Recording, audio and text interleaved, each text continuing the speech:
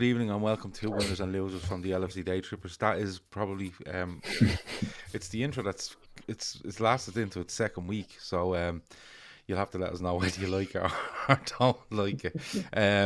With me, of course, is Chris, is Davo, and we're waiting on Phil, who will be here in a couple of minutes. You know how winners and losers work. We come along with a winner each for the weekend, a loser each for the weekend, and Phil usually throws in some mad thing at some stage to talk about. And the one he has gone for this week is mad, because he had to tell me about it beforehand.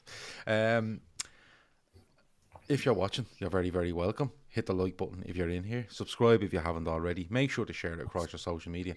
And, of course, put your comments in there and we read out as many as we can throughout the show. So, as it works, we've all brought a winner each. We've all brought a loser each. So, we'll start with Davo. And we're going to start with your loser this week, Davo. Oh, we'll go with the loser. Yeah.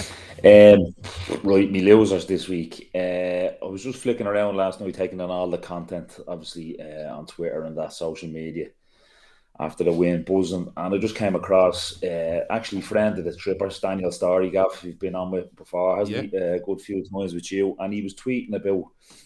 He didn't say. He actually said it was hundreds of Chelsea fans singing abusive songs as the crowd was leaving.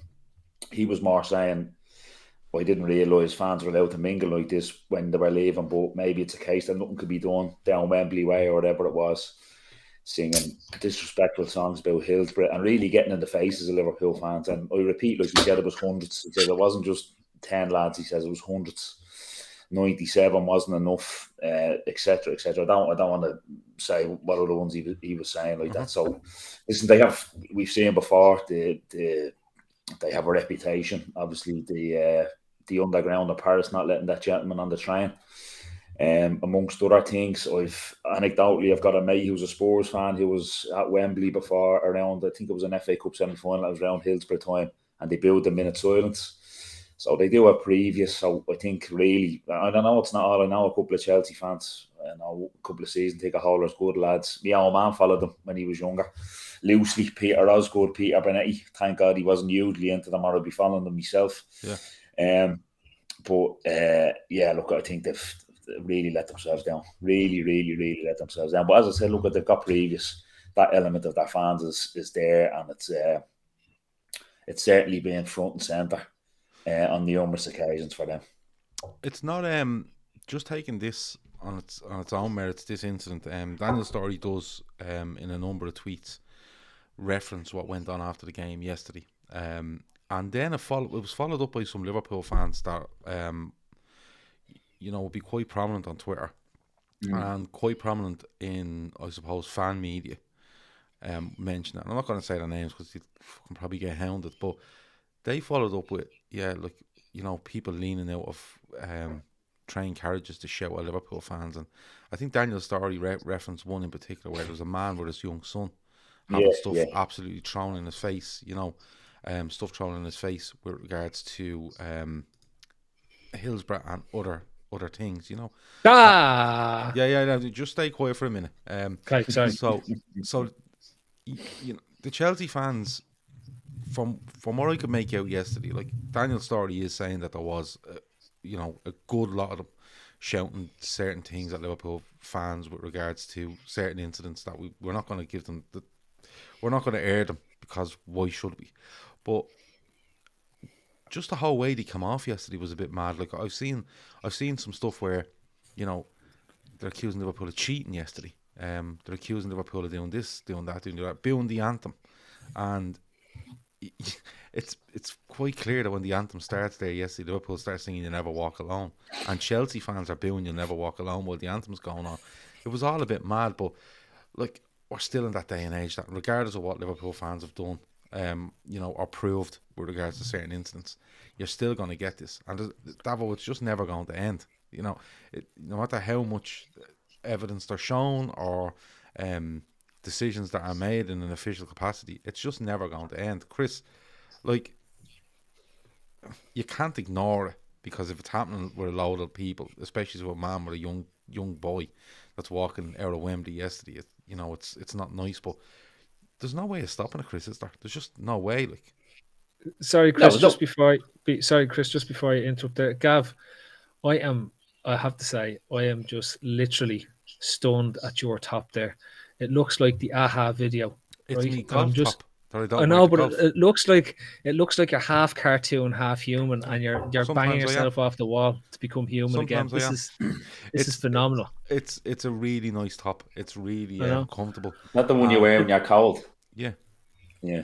Yeah, I wear this one. Honestly, Martin Hackett's going to come out with a screen now in a minute. I'm going to be really impressed when this happens. Well, if he does, and Chris, I just want to say your setup's lovely, Chris. Show and I can fuck off. Thanks very much. Look at Chris's setup. There's not a hint of a bloke sticking a jersey on a sweep and brush or hanger anywhere in the background. That's pretty impressive. I'm fucking well impressed with that. And then Davo, I'm looking at yours, and man, that's a mess.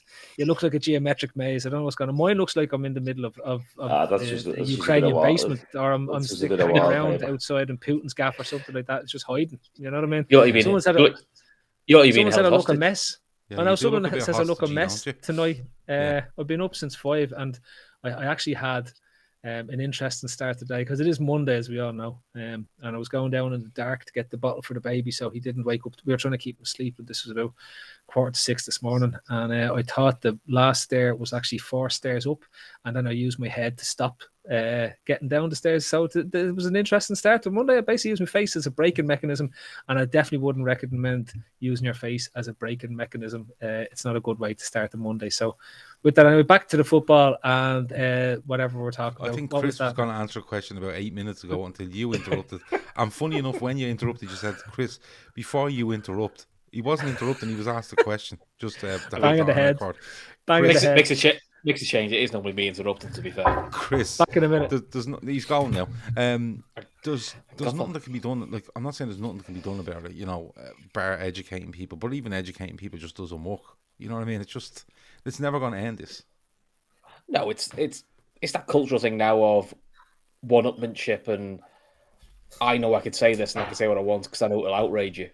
It's how do I get on the Liverpool fan skin? There are certain things I'll say. Look, there are Liverpool fans who will sing certain and say certain things to other clubs to do the same thing. We saw it with the United Leeds thing last weekend. You know, certain United fans waving Turkish flags. You know, you can try and educate, but I don't think people are educating. The only thing you could do is if the clubs or the FA really want to stop stuff like that, is you got to get them out of the game. And the only way to get them out of the game is identify them and stop them going. And in this day and age, Christ, everything's CCTV, everything's monitored. You can find them if you want to. Like we saw it with the England nonsense in the Euros. You're not telling me you don't know who those England fans were who were causing all the trouble outside of Wembley and were singing obscenities and things like that. You know who they are. Most of them are probably the Wembley season ticket holders. You can find them, but they just like to do the outrage stuff in the press. Oh, it's very terrible. But then they go, well, people will talk about it in a week's time. They're not interested. I just think it's like Davo's picked this as the Chelsea fans, and you know, I have to say I seen other footage yesterday after the game with Chelsea fans talking about the game, no problem. And you know, Daniel Storey was quite shocked at how he could mingle after this game, but there would have been loads of that yesterday, and you didn't hear of any trouble or anything like that. But it just seems to be that if the result doesn't go the right way, all of a sudden it's like, we're going to have an issue with this, and this is what we're going to do. This is the only outlet we have, is to shout this stuff. Like a man with his child. Do you know what I mean? Like, if you're going to do it, why don't you walk right into the middle of the Liverpool fans and shout it? If there's 100 of you, walk right into the middle of the Liverpool fans and do it. They don't. You know, it happened a while back, I think, with Shrewsbury fans before the FA Cup game, shouting stuff while in Liverpool. They were literally on a back street in Liverpool doing it, but they're not walking up into the Arkles or the Park or the 12 Man or whatever and doing this. They just aren't. You know what I mean? It just seems to be. We saw it Leicester as well. Huh? We saw it with the Leicester fans in the quarterfinals. And to be honest, you could tell Jota did an interview about it. And he says he could hear it all at half time. He said, and that's why he went berserk when he scored the winner. Partly scored the winner, and he told the Leicester fans where to go, which a lot of them didn't take very kindly to. But you know, nothing. But then the how can I put it? The barometers of morality in the media. We all know who they are. In the press, don't really bring that sort of stuff up. Yeah. They don't want to open that can of worms because then they've got to really stick to it, and they don't want to do it. Yeah, Phil, anything from you on this? The whole Chelsea fans in their hundreds, according to Daniel's story, saying that shouting different things at Liverpool fans after the game, and in particular he noticed a man with I presume the boy must have been 10 or 11, somewhere around that age, and they're having thrust down, like literally being right in their face, hundreds of Chelsea fans doing this. There's just no stopping it, Phil. Do you believe that, or do you think there's anything that can be done? I've said this before on the previous pod in its previous incarnation. I don't care, right? Football's all about tribalism. It's all about pissing at each other off. I know people don't like it. I know it's not seen as the sportsman-like behaviour. I know it's not fair, sometimes it isn't nice, but it's designed to rile you up. It's what they used to do going into battle hundreds of years ago, thousands of years ago. It reaches out to a base part of our system. It's why football attracts men and young men and people full of testosterone, because it takes us back into a time in our existence when it was much more tribalistic and antagonistic. And the more that they can throw stick at us, the more we get annoyed, right? The Liverpool fans recently have been sort of sitting saying, there should be some rules and stuff around it. But sadly, when it comes to supporting and tribalism, there are no rules around it. There's very few things that are off the table in terms of what you can do. And whether we can like it or we can lump it, we can point out the rights and wrongs that are involved in it. But we've had moments when we've had chants that people wouldn't be proud of nowadays. And it's just the way it is. It's, we can give out about it. I hear every single time these things happen. It's the same. That's terrible and they're terrible. And yeah, look, I think it's idiot. It's the idiocy of screaming at a man and a 10-year-old boy. Like I was there in the Italian stadium in 1990, Gav, when the English fans were at the height of their hooliganism infamy across Europe and weren't allowed drink before the games, right? And I saw it. They didn't care who they were chanting at, but it just sort of. And look, I'm not telling a secret. One of the things I did when I was in university years ago was write a thesis on hooliganism and tribalism in football, and this is something that I studied. So it's not like I'm completely alien to what's going on or don't have an idea around it. It's just, I don't know. I've probably come to accept it a long time ago that this is part of what makes football so attractive to us. It's something that drives us. It's something that brings people into it, because even though we have the negative connotations, then you have all the positive ones. Think of all the great songs we've come up with as a fan base. Think of all the things that really make the match going experience the thing to live for. Think of like the Jota song recently. Think of the fan parks in Madrid.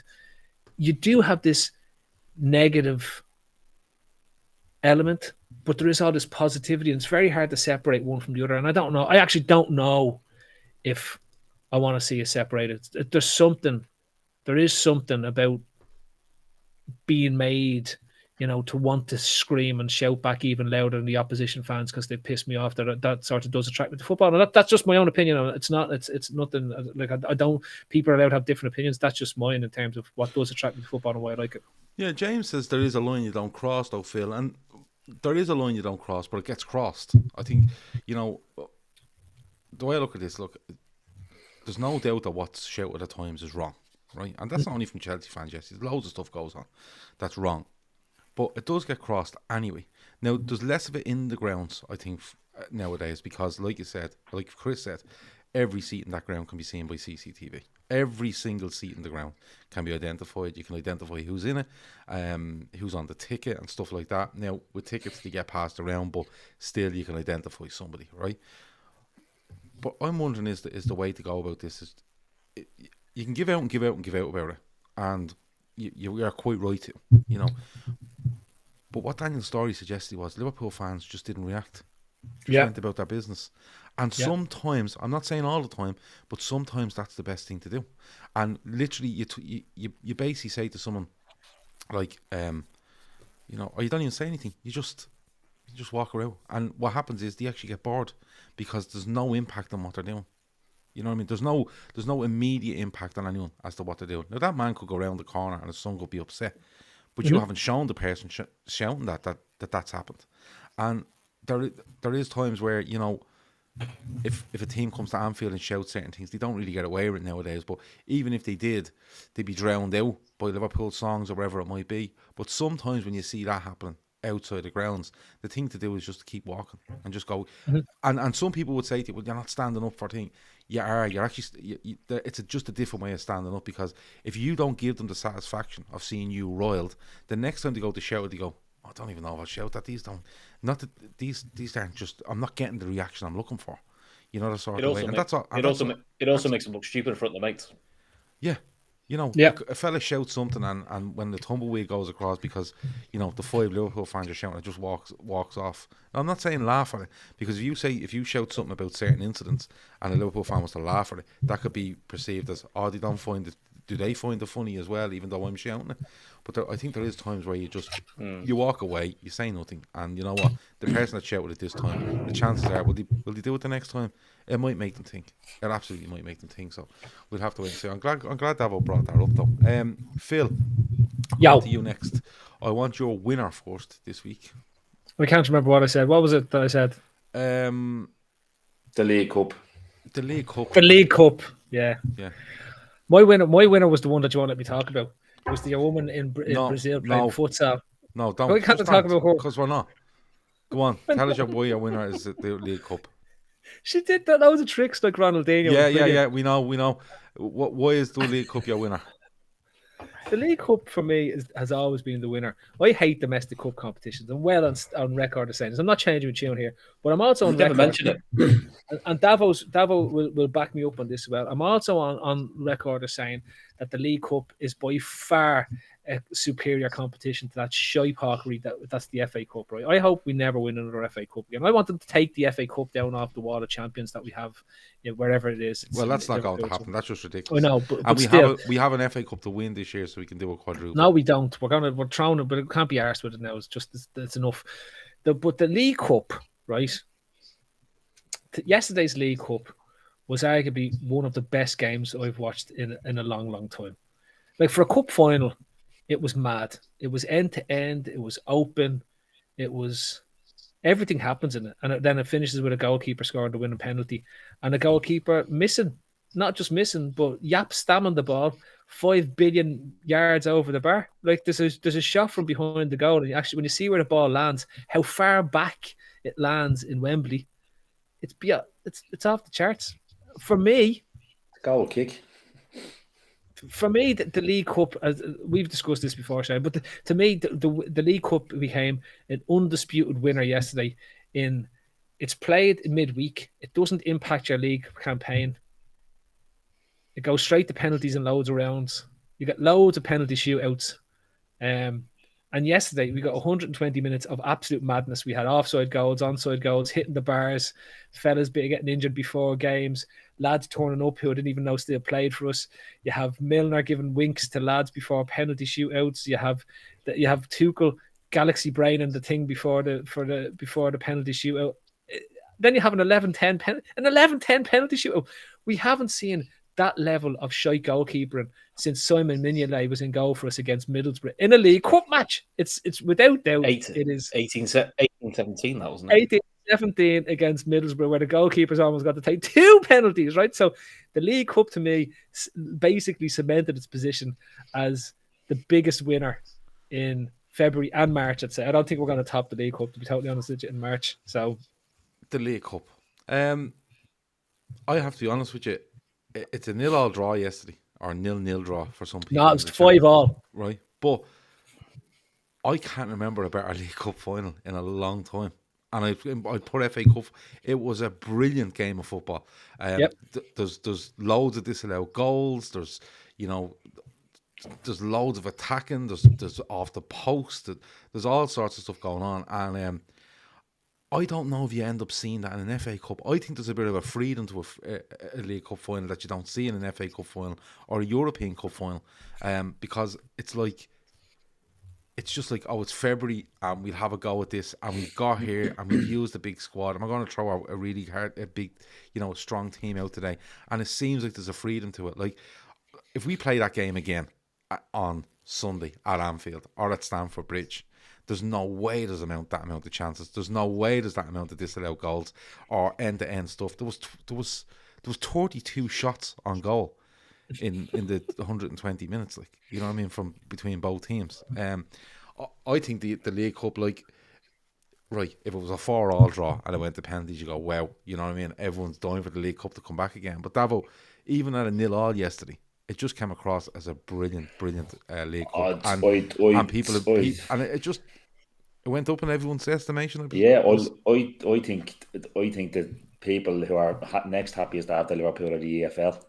Yesterday, like they've had 4 years of City winning the 4 in a row, wasn't it? City won the last 4, am I right?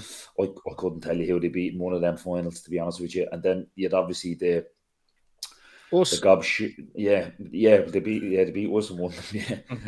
Hologram of gold, remember?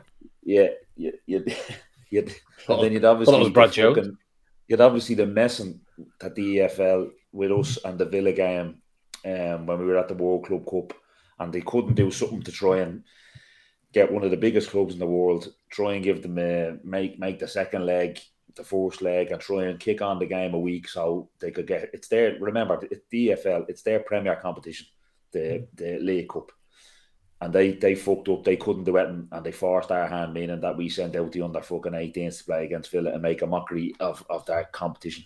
So I think I agree with you, everything you said in the final. Both you said, crazy game, brilliant game, really, really good game, high quality game with two very, very good sides. And fair enough, it was 0-0, but like Phil said, it was 5-5 really, because there was offside goals, there was everything. You were off the chair, you were down, disallowed VAR, everything, and 11-10 penalty shootout. I just think it was a real shot in the arm. Like as Phil mentioned, I totally agree, and I don't like the FA Cup. That's just a personal thing. I don't really like it. I want us to win it this year, absolutely. But it's not. It's a fucking first weekend in January. Matches over 7 channels, starting on a Thursday, ending on a Monday. Don't know when they're playing. Pitches are shy. Ruined your fucking league season. I'm all about the League Cup. The final done in February, midweek, penalties, no messing. Love it. Brilliant comp. I actually think the FA Cup is coming around to that as well, though. You know, 5 subs, exactly, straight to pens and stuff like that. Yeah, and, midweek. You know, midweek. Go midweek, Tuesday and Wednesday night in between the Champions League weeks. Play the FA Cup then, and we're playing this Wednesday, Phil, in the FA Cup. We're playing this Wednesday in the FA Cup. Yeah. That's only because we played at the weekend. Fucking useless competition. I hate it. Chris, you know, I think I like the League Cup, and I don't like. I like it to the point where I enjoy watching the early rounds when we put out, like, we use squad players, academy players that like didn't go out on loan by the end of the transfer windows, that sort of thing. And as it goes on, you start going, oh, he might play this time, or we might drop him in. And then if you get where we got to yesterday, you've a really strong, you know, team going into it. And Jordan Henderson says yesterday after the game, like, there was 18 players named in the squad yesterday, or 19 players, wherever it might be, but he was at pains to mention, you know, all the players. I think it was 33 or something we used throughout the five rounds, and he was at pains to go on about this, because he was like, look, all them players that played at Norwich, played at Preston, they got us here as well. So, but it's just entertaining, the League Cup. If you take it in the right context, it's really entertaining. Yeah, it's more fun. You tend to find it's a bit more of a different crowd for the earlier rounds as well, because that's generally how I've got my tickets for Liverpool games. Is normally someone wants to give a ticket away. It's like, oh, I can't be arsed watching Liverpool reserves against Arsenal, or I can't be arsed watching Liverpool reserves against Leicester. So you tend to get most people's first games, or youngsters getting a game, so it makes the crowd a bit more excitable, so which adds to the game with being a night game. I mean, my daughter's first game was the League Cup 3 years ago, the 5-5 of Arsenal, and literally surrounded by loads of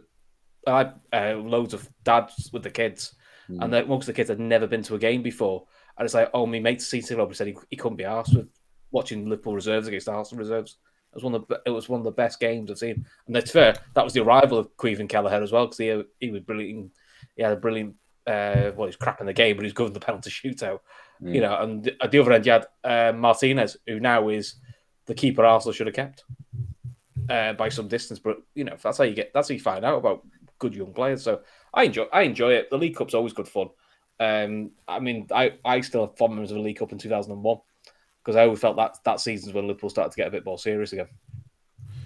Yeah, I just think, especially this season for Liverpool, when you see what they done against Norwich, Preston, and then you see the up it a little bit against Leicester, they do the same against Arsenal, and then all of a sudden,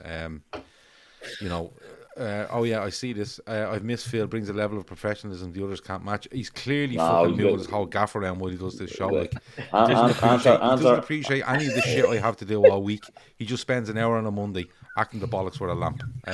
So we just have to deal with it. But with regards to the League Cup, I just think the way it's gone on, the way we brought in players and added to it, and eventually got to where we were, I think it was absolutely brilliant. Chris, go on, give us your winner then. Luis Diaz. I've just loved him since he's arrived. Don't claim to watch loads of Portuguese football. You know, I haven't got the time. I wish I did. But I just like the fact we've got someone who's just got that bit of an X factor, bit of freedom. Probably what Manny gave us when he first came from Southampton. You know, I mean, the guy, every time he got the ball, he was doing no-look passes. He was flicking balls over fullbacks' heads, but there was an end product to it. And I like his versatility. But the big thing I've liked about him in the first 2-3 games is he's took some whacks, proper whacks, and he sort of bounced up and got at them again, which is the element of, which is always the thing I used to like about Suarez on the pitch was, the amount of times he got kicked, he'd get up and go again and go again. And that Paul Chalobah, who I actually think is going to be a really good defender, was having nightmares with him. I think he was helped that I think Chelsea's plan was, we'll triple team Salah so he doesn't get the ball, which worked. He didn't get the ball, but then they kept leaving Diaz one-on-one, and it was absolutely killing him. I mean, pretty much that's the reason Azpilicueta went off. I think he just pinged his hamstring trying to chase back. So I just think he's been a bit of fresh air, and now it is giving us what we need, which is when Mane or Firmino or Jota are off form, you throw Diaz in and you go, it doesn't matter. No one bats an eyelid that Diaz starts the final. So the fact he's been here like 4 weeks. Whereas in the past, when we've started some new signs, you've gone like, I'm not sure he's ready. I'm not sure he's quite the level. This guy now, you look at him going, I have no problem whenever he starts any game. And it can only be good for Liverpool, for like Firmino or for Mane, is if they're off form, just sit him out for 3 weeks. It's not the end of the world because you still got quality there. And then you can bring him back in later. So I've gone with Diaz. Okay. Davo, he looks a player, doesn't he? Like, he comes in and he plays a league game, a League Cup game, an FA Cup game, a Champions League game, and he just looks like the bigger the game, the better. The more that's expected of him, the better. Because I thought, look, I gave Caoimhin Kelleher the man of the match yesterday simply because he makes some good saves, he scores a penalty, and then he's in goal for when Kepa misses. But if we're all honest, Luis Diaz was the best player on the pitch yesterday. Yeah, listen, I thought he was probably the best player on the pitch. No problem with Van Dijk getting the man of the match because he was on for the 120. I actually thought Fabinho was fucking excellent yesterday as well. But yeah, listen, he reminds me of Suarez with better technique. To be honest with you, he's a better touch. He's better ball control. He looks a player, and to be honest with you, I don't know if you've heard it in the commentary yesterday. Gary Neville mentioned it was the first time he'd seen him live, and you could just tell in his voice that he was losing half his soul. That we've got another. You knew by him, he was just thinking to himself, "Oh, for fuck's sake, these have to sign another." He said he mentioned you can only see so much on the screen, but he says, "I'm telling you, his movement is fucking frightening." So look, I thought he was brilliant. I think probably in hindsight, he might have taken him off and left Mane on because he got a knockdown and then he had to come off. Mane was because when he went off, our subs kind of weakened us. But yeah, look, he looks a player. He looks a player. And Carragher mentioned it post game. Then he kind of said, "Listen, it's a good job Spurs kind of did make a move for him because it forced Liverpool's hand." And then he said, "If he wasn't here, what kind of lineup would we have had yesterday? Because Firmino is out. Jota was nowhere near fit. No. Jota, I thought when he came on, way off it, and we'd have been left probably with Divock maybe having to play. And there's obviously there's an element of a drop off there when that comes in. So now listen, it's it's great to have him, and it looks like we've got another one, and it's fucking happy days. Phil, Davo mentions there, Liverpool clearly had their eye on him, because when Spurs make a move of any sort, Liverpool go, no, this isn't happening. They go straight in, they match Spurs' bid or whatever it is, or they go in with their own bid and they get it done. And we've seen in the past players come in and they're eased into a side. And you think of Andy Robertson, even Fabinho to a certain point when you look at some of the big players in this side. But he's come in and okay, Fabinho having an injury might have changed things, and Jota having a niggle changes things, but Klopp has spoken about him, Phil, where he's kind of went, I've never seen someone so happy in training, never bubbly, laughing, all action. He looks to me a player, Phil, that Klopp just can't, bed in. He just has to put him in there and play him, because he just seems to have that much quality. He's ridiculous. Yeah. Look, my only criticism is the goals, yeah. But it's too early to tell whether he's going to score enough goals for us or not. Jota came in and he scores 100 goals for us in 2 games, right? So, and straight away we're getting something we weren't expected to get out of Jota, and that's continued.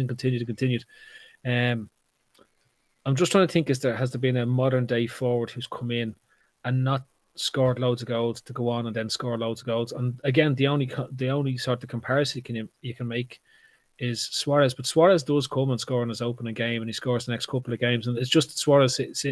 For Suarez, it was always like you felt he could score more because he was either hitting the post or hitting the bar a ridiculous amount of times. Yeah. Do you remember that Kenny season? He hit the bar like 58 times or something like that. You know what I mean? It was ridiculous. Every week he was hitting the bar.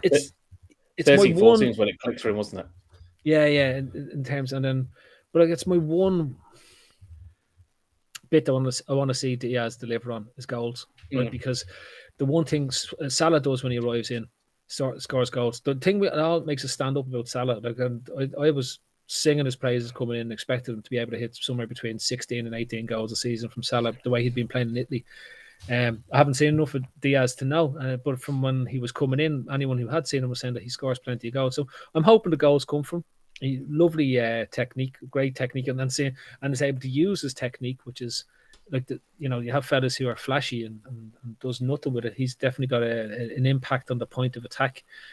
But there was that one-on-one with Mendy when he went through, and he doesn't score it, right? And that to me it's probably the only warning flag I'd have in terms of looking at him. Do I enjoy watching him? Absolutely. Really enjoy watching him, right? You can't not. He's that type of swashbuckling, grafting, street footballer that's just phenomenal to watch when you see them dribble with the ball and see what way they want to play football. But I'm just wondering, as I said to you, the only warning signal I have is when do the goals start flowing, and are we going to see the goals start flowing? Because Mane's not getting any younger. I think when I look at him, like, he gets a goal against Norwich in the league, yeah. Mm-hmm. And he's played 4 or 5 games. He has a goal, but I think that'll come. I think he's still learning who he's playing with. I think he's learning what way they play, what they look for, and as well as that, he's played in 4 different competitions, which means he's played with a lot of variety in the team. So it's hard to get an actual run of things. But I agree with you. Like, if he's gets the end of the season, has 20 games under his belt, and he still has 1 goal, you go, he needs to do more. But from what I've seen in the first 5, I think I just look at him and I think he is quite flashy. I will say that, but he backs it up with the fucking pace he has, and how direct he is, and how he absolutely worries people. Because you've seen loads of players before and they're real flashy, and they do all the fucking step overs, and not a lot comes of it. Are they beating anybody? Even if you go back to Ronaldo in his early days at United, his debut was, I think, at home to Fulham, and I think he gets an assist on the day. He may, but he does loads of step overs and crosses it into the Stretford ends 2 or 3 times. Yeah. But you see him grown over and within 3-4 years, he's the best player on the planet, arguably. The sort of way. With Luis Diaz, I look and I go, I don't mind the flashiness. I don't mind the no-look pass and stuff like that. If you're going to back it up and and penetrate defences, and that's what he looks like he's doing already for me. So he's definitely. I think he'll get more goals than Firmino in a season, and he mightn't get up Mane numbers. Might be in and around that. He won't get. I don't think he'll get Salah numbers, but he won't. So I'd say I'd be fairly confident he'll get more goals than Firmino on the team. So play more Yeah, He'll play more games he's than he's injured every 3 weeks. I think Diaz over a full season in the front line at Liverpool should be looking at 15 goals plus. And I think if Salah continues what he's doing and Jota continues what he's doing, even if it's a fall off from, say, Mane, that would probably put you 20-25 in a season. The fact that Jota would score an awful lot more inside as opposed to what Firmino would score, it probably levels itself out, or you probably come out a little bit on top. But having said that, you know, it's not all about Luis Diaz. It's about all the other players you have there as well. And if you have options, you have options. But I think so far, so good with Luis Diaz. I thought he was unbelievable yesterday, to be perfectly honest with you. I'm going to go with my loser first, and it's Bielsa at Leeds. Sacked by Leeds after a horrendous run of form. He's being replaced by the guy that was at Leipzig and Salzburg, March, isn't it? Jesse March? Jesse Marsh. Jesse Marsh, sorry. He's American. He is American. He was at Salzburg. He done quite well. He only lasted 21 games at Leipzig and has now been made Leeds manager. I think he's done his fourth interview today. But Bielsa,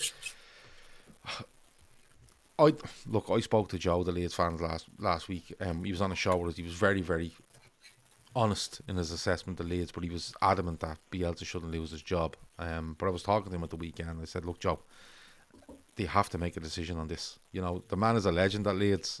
Joe will tell you that. He's brought them up 16 years out of the Premier League, and he brings them up. He plays a really nice brand of football last year, which was a bit mental, but people enjoyed watching it. It's caught up with them a little bit, and I think I was trying to say to Joe, like, you have players coming back. If you can hold out till then, you might be okay. But I think what does it for Bielsa is it doesn't change. What he's doing doesn't change, and he looks to me like he's lost the squad. The squad just haven't got it in them to keep doing every week what they wanted. Like, he's beaten 3-0 away at Everton. He's beaten 4-2 at home to Manchester United. He's beaten 6-0 away at Anfield, and he's beaten 4-0 at Spurs, or home to Spurs. And you're looking going, and 6-0 away, I think, at City as well. You know, and if you just put them games together, it's fucking 20 plus goals in 5 games or whatever it is. And it just looked to me like he'd lost the players. The players just hadn't got it in them. It was like, we can't do this anymore. And the answers to our problems isn't to run more. You know, it's to be a little bit more intelligent. And I'm sad to see him go. I think just because of who he is and what he's done in the game. But I think it's the right decision if they want to stay up, because doing the same thing over and over again doesn't make it right. And that's what it looked like they were doing. And they were doing it to an actual... The impact was getting less and less all the time, because for me the players looked like they just couldn't do it anymore. And on top of that, the players that were due to come back, the likes of Phillips, Bamford, and one or two others, they just didn't get back in time. They just couldn't hold out in time to get them players back. It just didn't come quick enough. So my loser of the week is Bielsa, because he's lost his job. But I have to say, I'm sorry to see him go. Chris, Bielsa, the correct decision? Yeah, I think it was sentiment that was still keeping him in there. You know, 20 goals in a month. You know, they won one game in this year isn't the recipe for things going well. And I saw a lot saying he won't adapt, he can't adapt, which is a little bit of mythical bollocks, because he did show last year, Jan to May last year, they were in the top 5 best defences at home. So he did adapt and made them more solid defensively last year. Now, maybe he didn't have the players, but he definitely could have gone back to the formation he had second half of last year and made them a little bit more difficult to play against. They still scored loads of goals and still were entertaining. But it was almost like they just said, we're going to go gun-ho and to hell with it. But if you're going to go gun-ho, you've got to have the tools to do it. And, you know, Daniel James up front is not the tool to get you loads of goals. He just isn't. You know, he's a winger. You know, you play, and then you're playing your centre forward Rodrigo in midfield. Doesn't work. So it's sad to see him go. Look, I think he'll always go down well in Leeds because of what he did. He took them up. He made them relevant again. People, you know, talk about Leeds a bit more now. You know, people were excited to see Leeds or hated seeing Leeds back. But either way, they were making Leeds a subject to talk about. But the time it felt right. He probably, if I'm honest, probably should have gone a little bit sooner. But for the new manager now, at least he's got some winnable fixtures in front of him. Okay. Davo, Bielsa, Leeds, correct decision. Jesse Marsh. Look, results business. How he was always going to get the ball. I'm kind of be with you. I'll be a little bit sorry to see him go. But there's a few different. Like I remember Gary Neville mentioning that for the big teams, he goes, they love playing against Leeds. It's too easy. It's just too easy for them. I think the big thing for them is the goals have kind of dried. They've always been leaky with the way they play. They go man to man, but they're not scoring any goals. I saw a bit. I've seen bits and pieces of them over the last few weeks. Obviously, I watched our game with them, but the Everton game, they're 2-0 down at half time, but they hit the bar twice. Rodrigo with 2 buttes. Could have easily went in level. I believe the Spurs game at the weekend, it was 4-0, but it could have been. Leeds definitely should have scored 2 or 3. I think Lloris was a bit fucking AWOL for large parts of that game, doing some mad shit. I know Leeds missed an open goal as well. So I think just the goals have dried up. They've always been fairly leaky. They go tit for tat, but the goals have stopped going in. Apparently, I was reading something that they'd made the decision before the Spurs game. They'd already spoken to Marsh last week about coming in. So that result really, even if they won, I think he was probably getting the bullet anyway. But I listened to a Leeds journalist there last week saying if they did get rid of him, how will they get a new manager bounce, considering his kind of word was deprogram. The new manager will have to come in and deprogram that Leeds team from that high press or the man-to-man or whatever, the frenetic way that they play. And he kind of felt it might be a bit of a disaster if a new fella came in and tried to do that, especially when they're staring. Or they're definitely in a relegation fight now. So interesting to see actually going forward what happens to them. But I am a little bit sad to see him go, because of what he's won in the game. Phil, they're dropping like a stone in the league. They're losing game after game. The players look out on their feet. And Davo says there, like, to bring somebody in, it's going to be a complete change. Because Bielsa is quite unique in what he tries to do. Like, we all see teams press, but this is just insane what he tries to do. Could he have held on and just seen, or is it just a case of, no, we could be going for the championship here and we've been there 16 years. Something has to change, and the first thing that changes is the manager, regardless of what he's done over the last 3 years. The bravest thing a club can do is not change the manager in that situation. It's look at the draw whether you're able to pull out or not. And like it doesn't really matter. Your man Jesse March is failed at Leipzig, right? It's not like they're getting a nailed on surefire thing. They didn't go the Sam Allardyce route to try shore it up and keep them in the Premier League and see what happens. I don't know. Look, at the end of the day, it's evening time, and when you get Leeds and Elland Road and under the lights, and maybe bring back Dave O'Leary for a bit of nostalgia and a boost. What Dave O'Leary's doing now? He's still wandering around trying to find his boys in Madrid. He doesn't know where any of the young boys. I thought the last time was him, he was living in Dubai or something like that. I think he is. Yeah. He did. He went to Dubai for... No, the last I heard him, it was only a while back, and I thought, Jesus, like, he just disappeared, like, completely, like, you know what I mean? And I know it was a mental time at Leeds, but he just, like, chilled out. Did he do Leeds and then he done Villa, didn't he? Villa. Yeah, and then I think that might have been the end of him, but that's mad. But massive wallet at that stage, and he's going, this is grand. I'm off to Dubai, good luck. I'm finished now, lads, so I'm going to be off here. The young boys are growing up, and I've done my job at this point in time. Yeah. But come here, some lunatic there suggested that we should swoop for Calvin Phillips. Unless Calvin Phillips is a DJ that's going to play music in the dressing room at half time, they'd fucking rather wear a sock around a cone and stick that on the pitch. The big thing about the players that are there, like, that's another factor of it, because there's rumour going around that Rafinha, there's a £60 million asking price on him. But if Leeds go down, it's 25 million, right? So he obviously has a relegation clause written in. I'm wondering, is there many more like that? And they're like, listen, we are going to not only get relegated, but we're going to lose like a ridiculous amount of money on players here if we go down. And that's probably part of it. Calvin Phillips is a good player. The only thing I would say about him is he seems to be picking up injuries.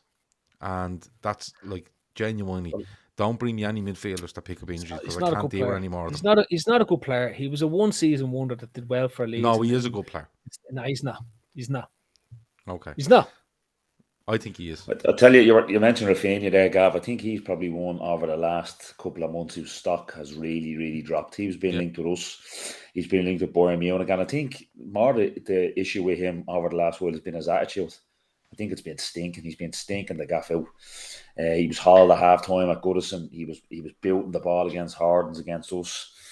And I think his attitude kind of has been questioned and is in question. And particularly we now with Klopp and stuff like that, he wants to know what fellas are like if they're going to come into the dressing room. Now listen, I don't know whether he's a target. We'll have to bring a Diaz in.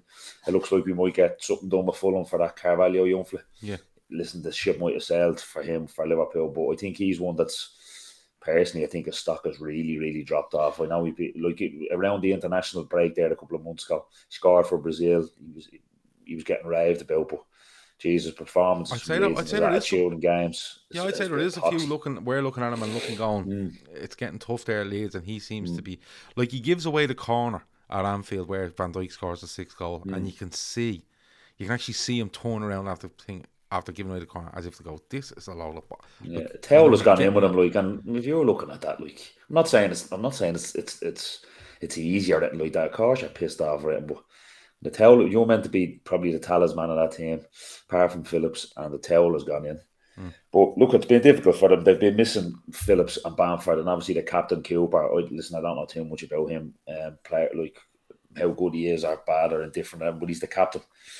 Yeah. Would have been one of the leaders, and they're missing the trade. And apparently, I don't think Bamford's going to play again this season. Apparently, he's still in pain when he's walking. It's a foot injury, and he's been out for a while. There seems to be no sign of it clearing up. So I think you can reel Bamford out for the rest of the season anyway. So they're banging.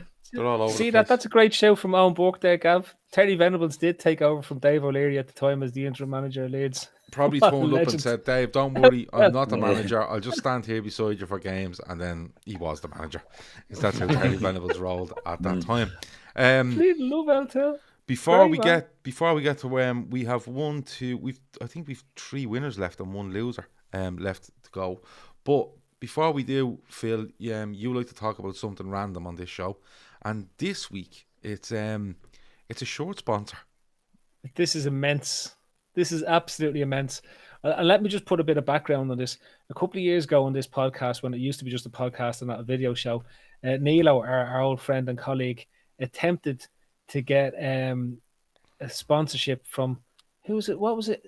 X in the City in Liverpool, right? So we were very close to securing a sponsorship deal with a strip club, right? So I remember at the time going, nah, I don't think you can do that, right? However, it was the Washington Squares have managed to outdo us all, and they have signed a sponsorship deal with Red Tube, right? They've released their jersey in terms of what they're going to do for their kit, which you can all, if you squint your eyes really closely, you can see what's going on in that one there, right? Washington Square, I presume they're like an American. Yeah, they're an American team second in Washington tier team or something like that. Yeah, and they've managed to secure a sponsorship deal with RedTube, and now they're pinging all the most watched ladies on RedTube to see if they turn up at their games to try help with the crowds. There's no end to what some clubs will do, isn't there? Like it's just. I don't know. Great ingenuity. Is this confirmed though? Like it is confirmed. Like all right. Yeah. So it's not something where Washington Square have thrown this out as an idea to see if there's any reaction. They've just thrown it out and went, "This is it. Deal with it." There'll be murder over that. That'll be pulled. There'll be murder over it. Most watched team. The Americans on RedTube. It'll be immense. Like Bowes and the Bob Marley gig. Yeah, it's a bit of a mad one. But like fair play to them if they're having a go. Fair play. But like I don't know how big Washington Square are as a side and how many supporters they have, and you know they'll have to get some of their players to change their names. Richard Hardon playing at number 4 will be the best one to go, right? You can start ranking. Okay, so you not only want this sponsorship, you want the people to change the name by deed poll because of the sponsor. Yeah, we can have Colin Litt playing at right full. Okay. Okay. Right, we leave it at that. You see, this way I'm not mad about your fucking random stuff, but there you go. If you fancy a Washington Square jersey, check them out because they are sponsored now by Red Tube. Is that what you said to me? Where's Miranda Cheese when you need them? Yeah, no, look, I'm the rampant so rabbit fucking happy he's not in here the tonight. cling film. He's got the cling film out, Phil. Yeah, that was one of the most mental comments I've ever seen on this channel, to be perfectly honest with you. But there you go. If you want, and it could be a collector's item, because I'm with Davo. I think they will release this, and then someone will come along and go, not a fucking chance. Most likely the league themselves going, no way, it's not happening. But then again, it's in America. Anything could happen. You know, anything goes. Do you remember St. Pauli had the pole dancers in the stadium? No. Yeah, go check that one out after the show. Okay, well there you go. St. Pauli used to have a pole in the stadium because the fans obviously owned the club and decided what went on in the club, and they had a pole dancers in the stadium. So, okay, no problem. Somebody has informed me there that Red Tube sponsorship is from about 4 years ago, Phil. Great. About time we talked. So now, do we need to check it out now to see if it went ahead, or what happened? We need a follow up on that now, if that's the case. It brightened up my Monday, so you can all fuck off and pretend it's how it happened today, right? Okay, it's brightened up once it brightens up Phil's Monday, fuck the rest of you, basically. So back to Davo. Davo, who is your winner of the weekend? Oh, listen, it's not very what's the word I'm looking for? It's original. Listen, it's not very original. Yeah, thanks, Chris. I was struggling there, big time, Chris. Thanks. It's not very original, but Caoimhin Kelleher has to be Caoimhin. Just can't think why. Like Chris mentioned earlier, that 5-5 game. I remember that 5-5 game with Arsenal, and I thought he was very poor. He wasn't ready, and I wasn't sure if he was ever going to be ready. And the jump he's made, and what did you say that was 3 years ago, was it, Chris? I think so. I think 2-3 years ago. Pre-lockdown. 3 years ago. The jump that he's made from then to now, obviously working with Achterberg and whoever else, has been huge. None more so than, like, I think we'd all agree, like, we didn't miss Alisson yesterday. We didn't miss Alisson at Stamford Bridge. So I know he's not getting a lot of games. He played in the League Cup game. Obviously the Leicester saved a couple of penalties in the Leicester game. He's played all the way through in the League Cup, bar the Preston game. I think Adrian played.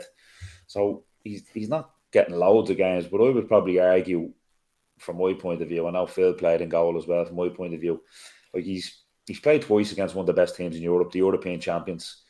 One at Stamford Bridge, one at Wembley in a cup final with the eyes of the world on him, and he's been absolutely superb in the 2 games. And I know from an Irish point of view, we have Gavin Bazzoon, who's on loan from City at Portsmouth, and he's playing every week, which is great as well.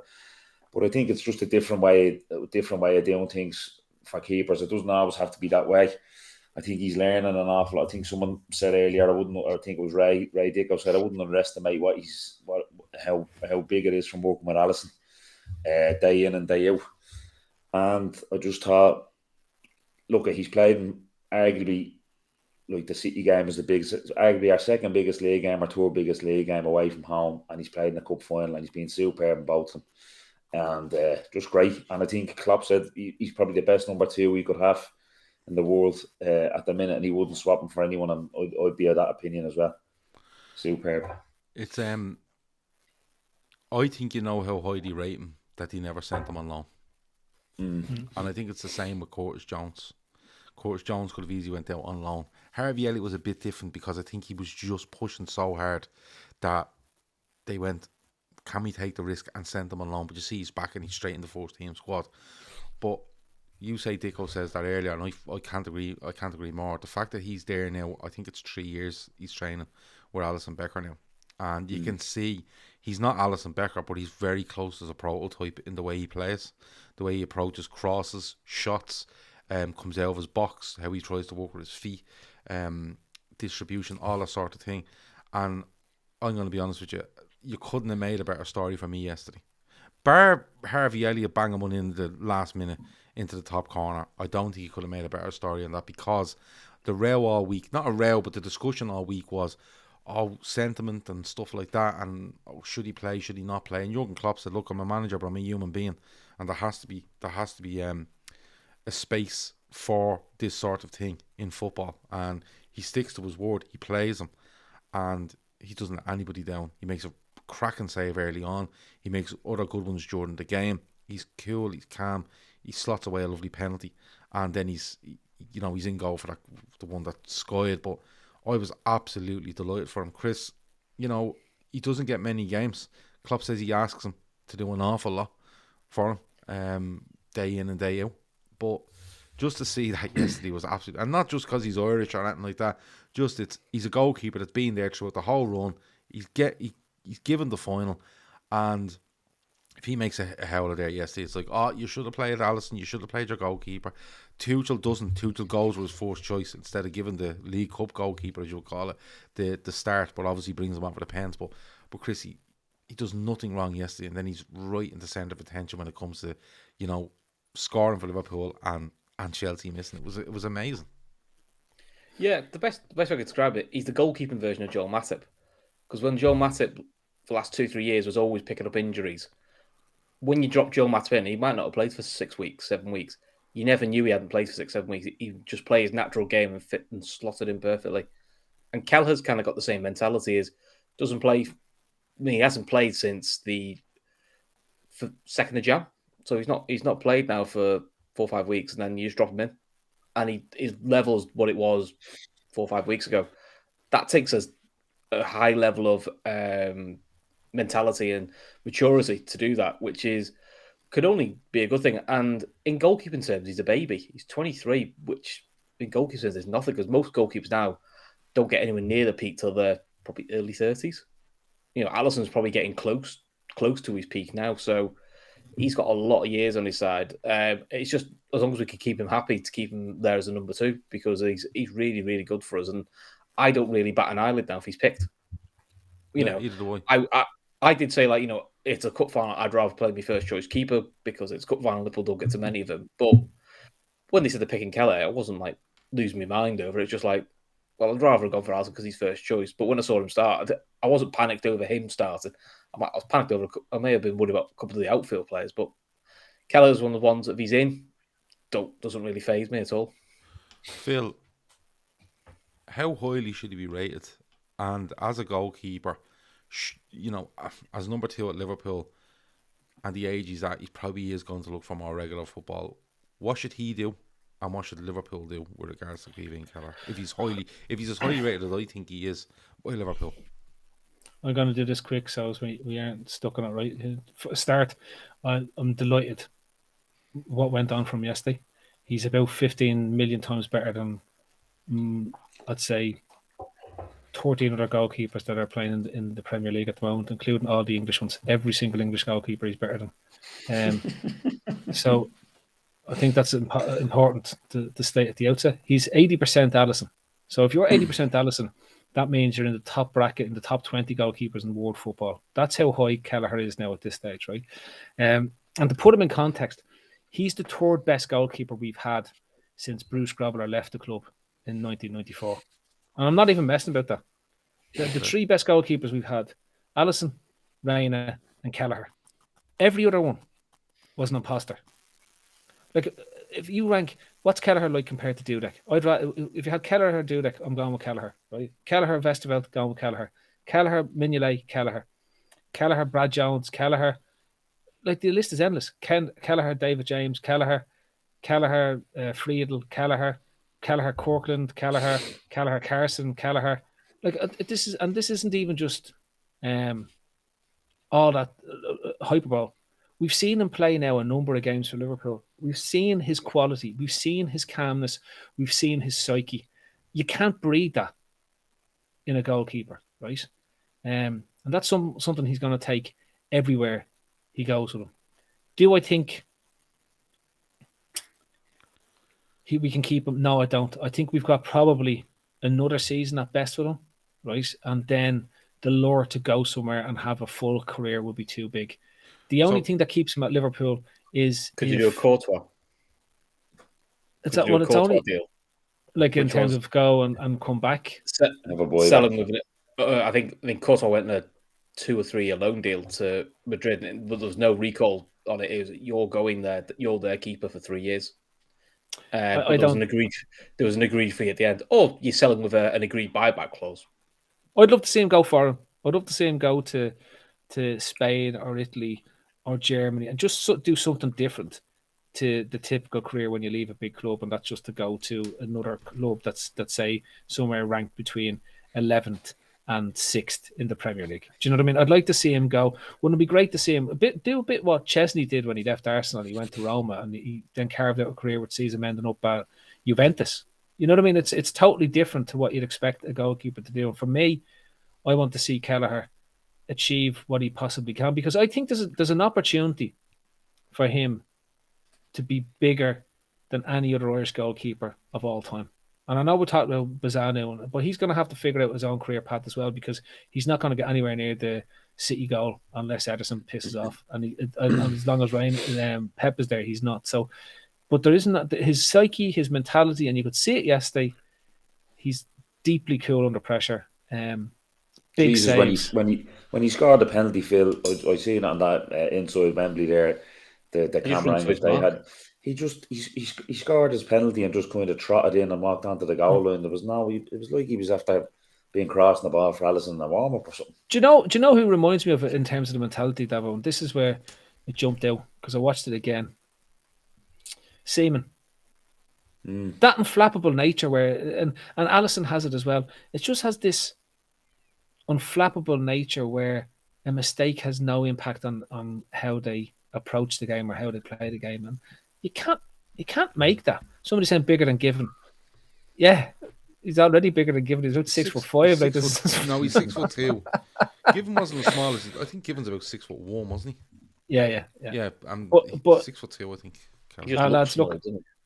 Yeah, but it's just he's wary. But when you see him standing at that goal for those penalties and he puts his hands up and his hands are comfortably going over the bar, like that guy is tough. So I think enjoying what we can, unless something happens with Alisson, Kelleher will be heading off. But I would love to see him go to. I think somebody's mentioned the Dortmund there. That'd be a fantastic fit, in my opinion. I'd love to see something like Chris mentioned, listen, we're putting you out for a 2-year loan. And we're bringing you back as our goalkeeper. And if you get another year out of him, right? If you get another year out of him in the squad, and then you do that to another 2 years, that's another 3 years of Alisson. You know, the sort of way. And it could be a case where Alisson, you know how much his family is, and I'm not running Alisson out of the club, but it might get to the stage where Alisson goes, listen, I want to go back. I've done 10 years in Europe. I want to go back to my family in Brazil, and I want to finish out my career there with my family around me. And nobody will deprive him of that. I wouldn't be letting Caoimhin Kelleher go without the chance of getting him back. Now, having said that, he could go away for 2 years and you go, oh, listen, he's played fucking 80 games and he's not being good. He's good in flashes, but he's not good over the series, and it could happen.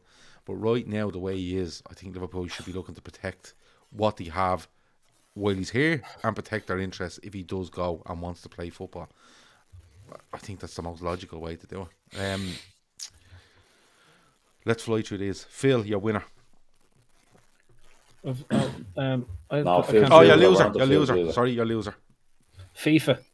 Up until today, they made an absolute hames of this Russia thing.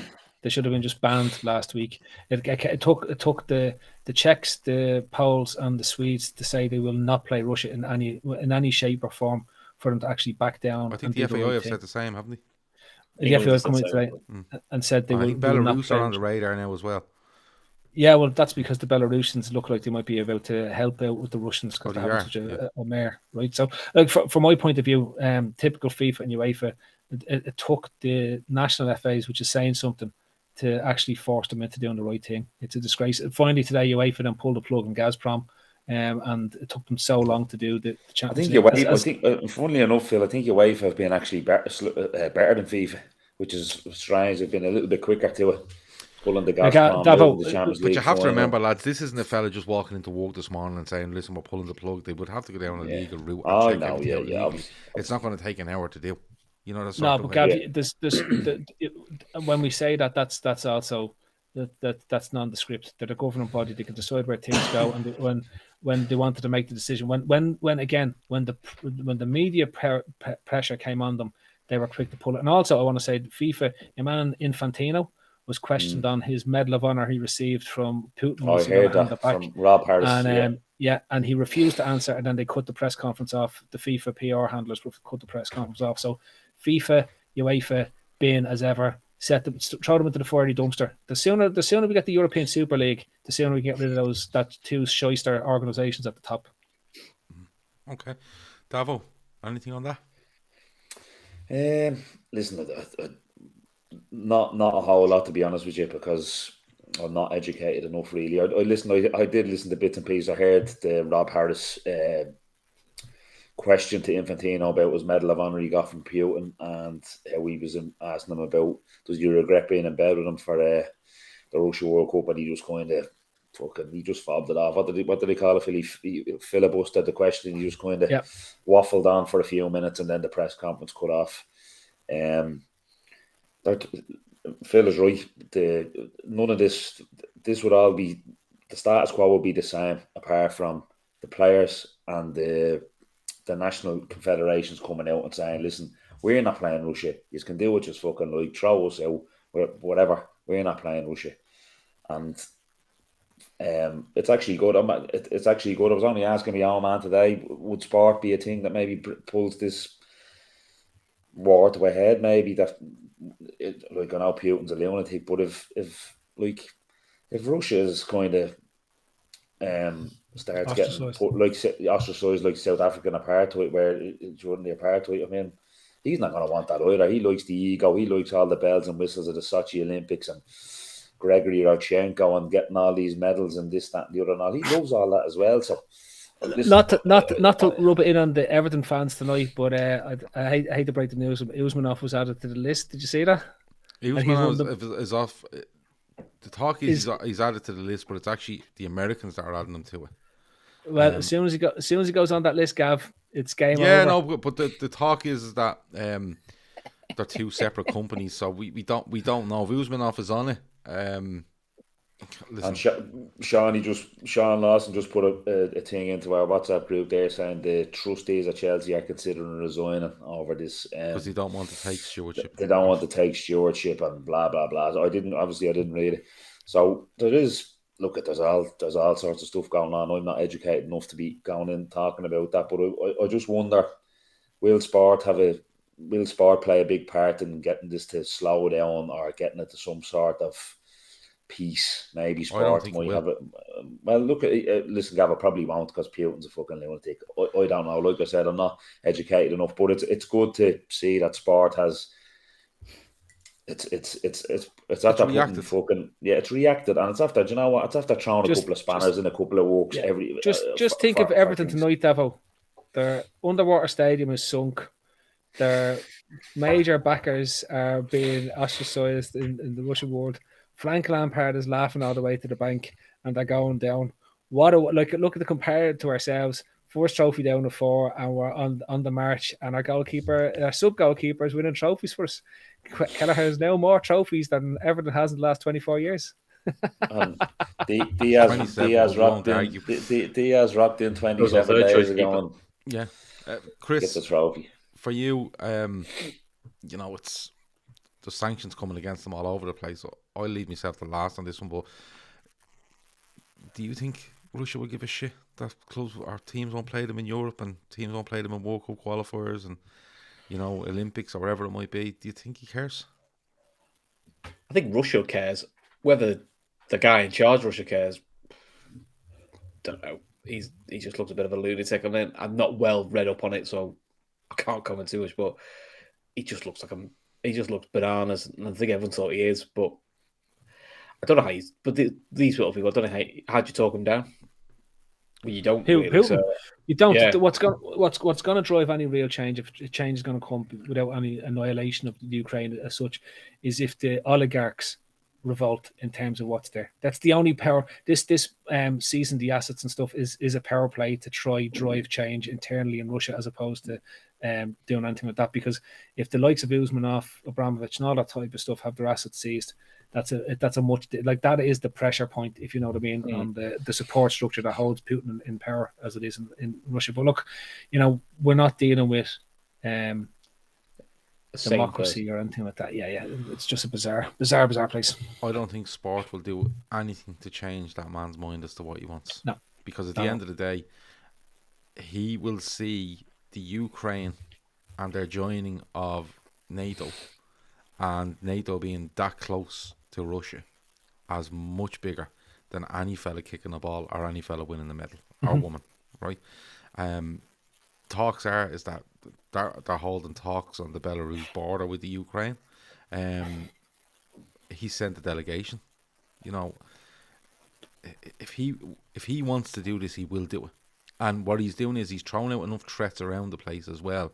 He's basically telling people, if you help them, you'll know we will react like you've never seen before. And he's also telling them, and by what I mean in help is, you send them fucking guns. Well, never mind people. You send them guns or rations or whatever it is, we'll react to you. We'll consider you as the enemy as well.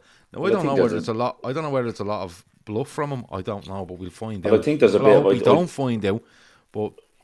Listen, I think there's a bit of embarrassment there on his behalf. I think he thought this would be a very quick thing. They'd mill in, they'd fly through Kharkiv, they'd go to Kiev, your man would leg it to the States or something like that, and then he'd install whoever he wants in power. They got bet out of Kharkiv, didn't they? The troops, but they're taking a lot of casualties, the Russians. They weren't able to overthrow Kharkiv, which is, I think, the second biggest city. I don't think they're anywhere near Kiev, or they're trying to head towards Kiev or whatever. So it's kind of been a bit embarrassing for them. I think they've had to roll back and regroup and stuff like that. So who knows? Look, it's not a great situation. There's lads in the Ukraine robbing tanks with tractors, and there's women on TikTok in the Ukraine robbing tanks off the Russians and showing other Ukrainians how to jump into a tank and start it up and do a bailer on it. Right. So if that's the case, then you know that you're facing a disorganized thing. So, but I will say one thing. I think what this is really interesting is that this war started in 2014 with all the Russian influence on various different social media channels, particularly Facebook. It's been going on for a good while at this stage, and it has a severe impact on the world in terms of what we're looking at. And what they hadn't catered for is the fact that the Ukraine is one of the biggest programming and IT beds in all of Europe and globally. And the information war that they're engaged in at this moment in time is one of the best you're ever going to see waged, because it's look at social media, look at all the feeds everywhere. It's all very pro-Ukrainian that's there, and that's essentially wartime propaganda. That's how you get your message out and win over the hearts and minds of the people that you want supporting you, and that's exactly what they're doing. So anyway, I'm not getting into that thing, but it just as a sum total. My place, the loser was FIFA and UEFA to end up in a massive level of pressure from the players and the associations to have to do the right thing. It's absolutely ridiculous. They remind me of the Catholic Church in the middle of the Spanish Inquisition, going around burning people left, right, and centre. Don't give a bollocks. Well, Gargoyle says Russia have been taken out from the World Cup. They've also been taken off the Eurovision Song Contest, and some other big events. Putin. He says still doesn't understand the big consequences on Russia. Love the Eurovision, an isolated country. Listen, can we do a Eurovision specialist? No, 100%. No. But love look, it.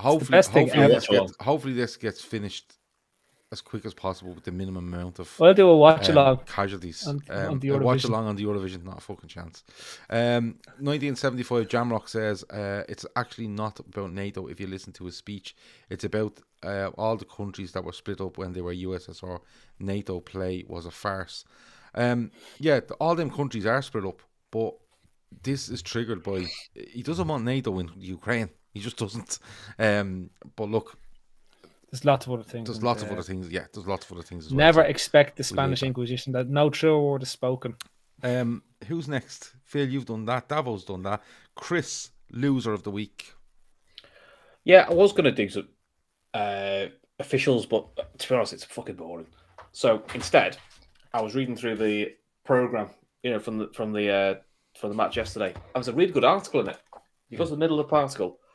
Here we go. Shootout specialist. I mean, if you could ever, set up propaganda. So this is in the official League Cup final program. Official League Cup final program, which I'd already ordered pre-game before the game.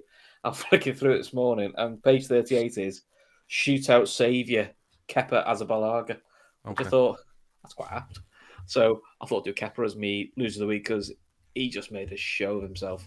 Well, trying all his bollocks to put people off and just got nowhere near anything. It was just hilarious. And this is the same guy about 3 or 4 years ago. They tried to take off to bring Willy Caballero on because he's better at penalties. Yeah, and he wouldn't, and he stayed on.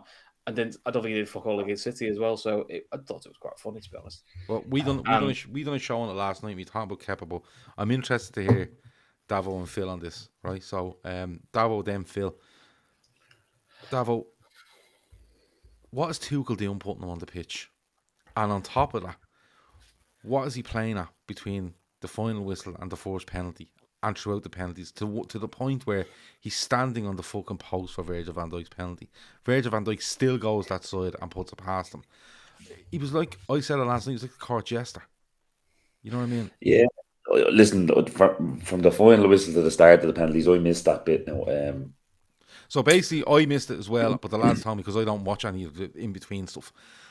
But basically what the lad said, look, he was asking for a ball constantly. He was so fucking hyper and asked for a ball, and Milner was going down to take the first penalty and he's asking for the ball at Milner and just dancing around on the line and stuff like that. Like, he literally come on and looked like, no, listen, put that idiot goal and let him jump around. As regarding taking him off to put a goalkeeper, look, it's not a new thing. Like, I wouldn't be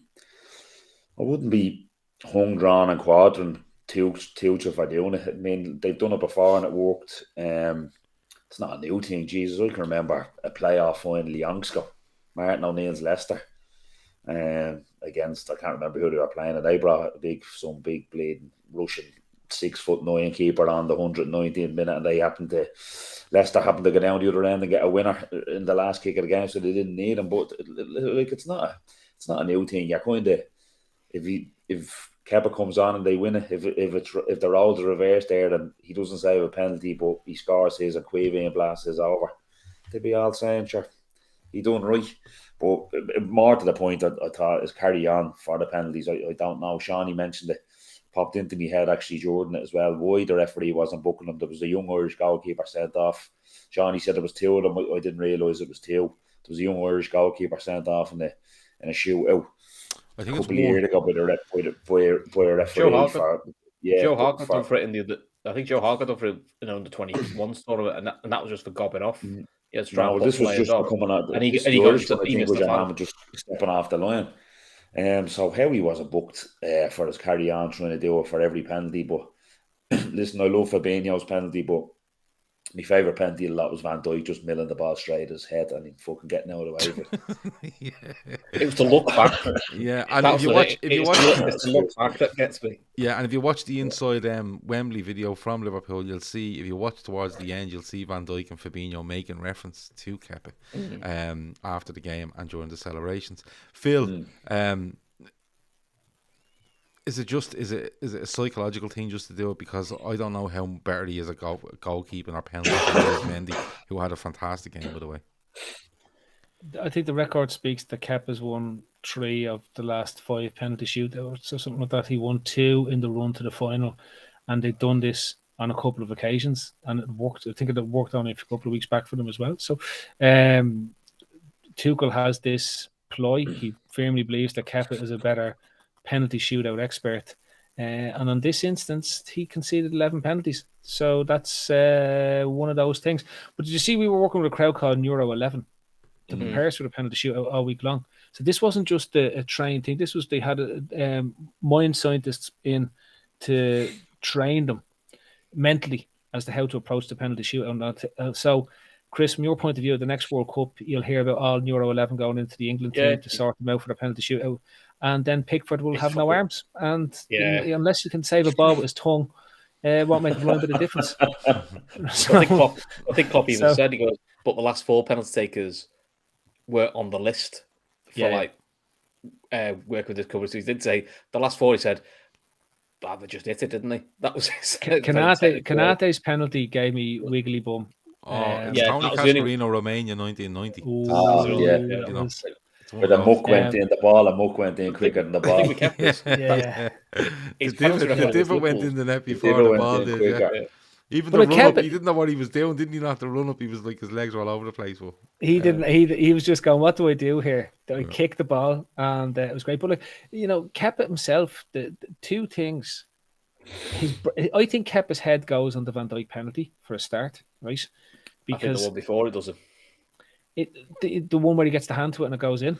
No, Fabinho does it. Chips him. I think that embarrasses him. Yeah, Fabinho does it, and then Van Dijk finishes him off. I think he tries to double down by moving across the goal for Van Dijk, and Van Dijk just blasts it in and then looks back at him to go. And then Salah actually hits one and laughs at him. Salah was outrageous. Just laughs. Yeah, he sends him the wrong way. Not sends him the wrong way. Salah literally puts it in the side netting as close to the post as you can possibly get.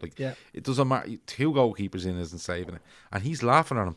And it's literally like, it's not like he starts off doing it. It just continues on and on and on. But after that, Gav, after that, he's nowhere. He's diving out with things like, I think we put 3 penalties straight down the middle, right? And they know that he's going to dive. If you go back and watch it, I think does Milner's go straight down the middle? No. Jota's go straight down the middle. Fabinho goes straight down the middle. And Origi goes straight down the middle. Origi's very central as well, yeah. So they knew that he was going to dive once. I think his head goes. I was relieved he came on. Look, he could have bit us in the arse because he's done, but the form Mendy was in, he was having one of those games where you're thinking, nothing's going to fucking beat him. Yeah. And he's massive, Mendy. And also, he just won the AFCON in a penalty shootout, so he's probably in more form than Kepa. Yeah. So I get why you say, it's pre-planned, but sometimes I think with managers, you've got to have a feel for the game. Galaxy brain. Yeah, Galaxy brain shit out. Look at him, and look at Mendy going. But Mendy's having a worldie. So why was it? It'd be like now Liverpool going, "Oh, Kelleher's done really well." Yeah, but even if that's we're going to bring Andrian on because even if that's prearranged, even if it's prearranged before the game. If he's watching Mendy play that game, Tuchel should be strong enough to go, "Listen, Kepa, you're not going on. He's fucking out there and he just can't get the ball by him. I'm leaving him in the goal." Because he's probably in their heads more than you coming on would be. And I don't think Tuchel is strong enough there. And then he comes on and if he'd have come on and been like rigid, staring them down, not showing any emotion, not jumping around on the line, they would have Liverpool players possibly would have found it more difficult. But the fact that he's jumping around and he's hyper and he's just there going, just put a ball past him, he's an idiot. But look, it is what it is, and our goalkeeper comes out on top, and so do we, and we get the trophy. I'm going to finish us off with a winner. The winner this week are Man City, without a doubt, because of the decision they were given on Saturday evening against Everton at Goodison Park. But if you have 2 referees that are probably betting on games, it's very easy, isn't it? Well, you don't know they're betting on games. I didn't mention any names and didn't say it was. I'm just saying if you had 2 referees that were betting on games and had access to control the matches through VAR and stuff like that, it would be the easiest thing to set up. And that's completely unrelated to the Manchester. It would be, but you know what the funny thing is about this? Man City have won the game, which is great for them. All right.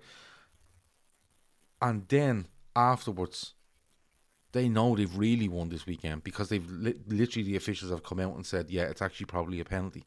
And then you have to watch Dermot Gallagher on TV today. He should just come out and go, listen, they've made a complete bollocks of this. But he starts showing this image and that image and if this image kind of is inconclusive, but if you look at this image, it's not. So he's dancing around it as much as he possibly can. Man City are the big winners of the weekend. There's no doubt about it. They weren't good at Everton. Everton played really well in what they were trying to do. Went 1-0 down because Michael Keane forgot he had feet. And then, for no reason, Rodri extends his arm, hits the ball, and he controls it with his arm, and then clears the ball. And people will say, the offside, the match did not restart on an offside.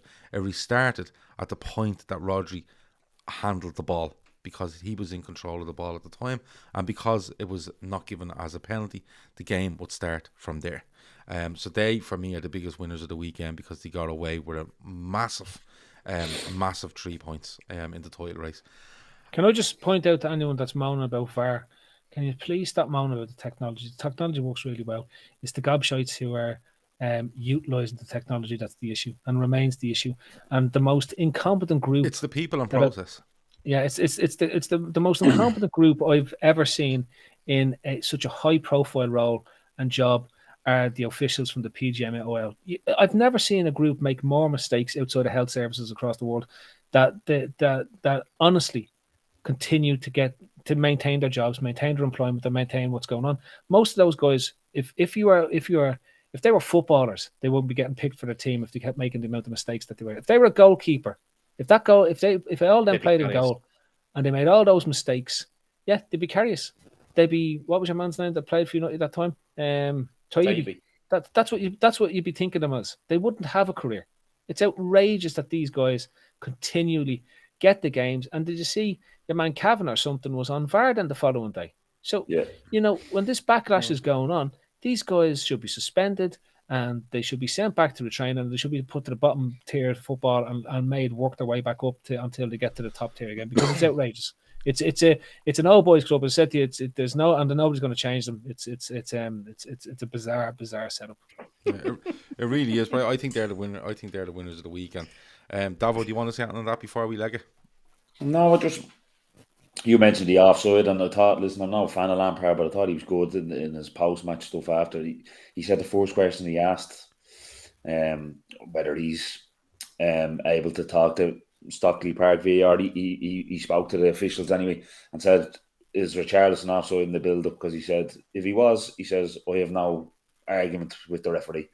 And he said, I was told no, he wasn't offside in the build-up. They were able to tell him that he wasn't. So then he obviously said, listen, like you said, it's a disgraceful decision. It's at worst, it's incompetence. And he says, at best, who knows? Sorry, one thing, Davo, I also want to point out, and it hasn't been made, air goal was disallowed for Van Dijk's tug on the arm of the defender, which prevented him from getting back to defend Mane, right? There's another angle from the far side that shows the Chelsea defender doing the exact same tug to Matip, and Matip manages to shrug him off. Like, in reality, if you want to be straight and fair with this, like, you could do they don't do it, but you could have offsetting fouls like they have in American football, where you offset if you have one foul on the offensive side, one on the defensive side, both are just ruled out, and you go back and you take the free kick again. Do you know what I mean? Like, that's what that was. Do you think it's because they thought Mane was offside, and because he wasn't? You can find something if you can find a foul. Yeah, well, they don't do an offside. They do it for they go back and look and go, he's interfering. And Van Dijk has said didn't touch the ball, but I think if Van Dijk is actually moving towards the goal when that happens, I think it's a goal. I think because he's stepping back towards his own goal, in a way of, I'm not attacking this ball, but I'm stopping somebody. I think that's what gets him done. I think it's just his left hand out, and that's not much. Yeah, I know, but this is what we're down to now. This is what we're down to. That's he's interfering with the defender. I encourage you, go back and look at it. When they show the reverse angle, there's the one angle from the far side where the free kick is starting to come across, where if you were looking behind the ball and it's coming across this way, you could see the defender, it's either Silva or someone, putting their hand across Matip and doing the same motion as what Van Dijk does the far side, except Matip does like a block move to get the hand out of the way and gets free, so when he's there for when the header comes back across. It's very strange. You know what, with the Everton one, the biggest thing in it all is that he doesn't go to the monitor, because what you're hearing off Dermot Gallagher and stuff today is, well, this one's inconclusive and this one looks conclusive. So if VAR think that, they should be going, one does and one doesn't. Listen, just go over to the monitor and look. It's definitely worth a look, and then let him make the decision. But again, because he doesn't go to the monitor, it stops the process. It inserts that grey area, and then we don't know where to be going with it. And that's, for me, what it's all about. Follow the process to the end until you can make the decision, and they're not doing it. There is a precedent set now, though. If you tell the ref to go and look at the monitor, probably twice I've seen a ref go to a monitor and not change his mind. To be fair, one was against us away at Fulham. But it's almost like the precedent now is, if they send it to the monitor, the decision's getting reversed. So as soon as they said the ref's going to the monitor, you knew Matip's goal was done. Yeah. You didn't have to look at any replays. You're like, it's done. It's like part of the pantomime now. But look, we're going to be talking about VAR for a long time. And like Phil says, the technology is there, but the people and the process is the issue. And if they don't change, it doesn't matter what you do. It just doesn't matter what you do. Davo, anything else before we go? No. Enjoyed that. First time on, so I'm sure I'll be back again. Yeah, absolutely. Chris, anything else before we go? Only to say good luck to Liverpool's goalkeeper, Riley Foster, who's having the halo removed tomorrow. This lady broke her neck in and the car 7 places.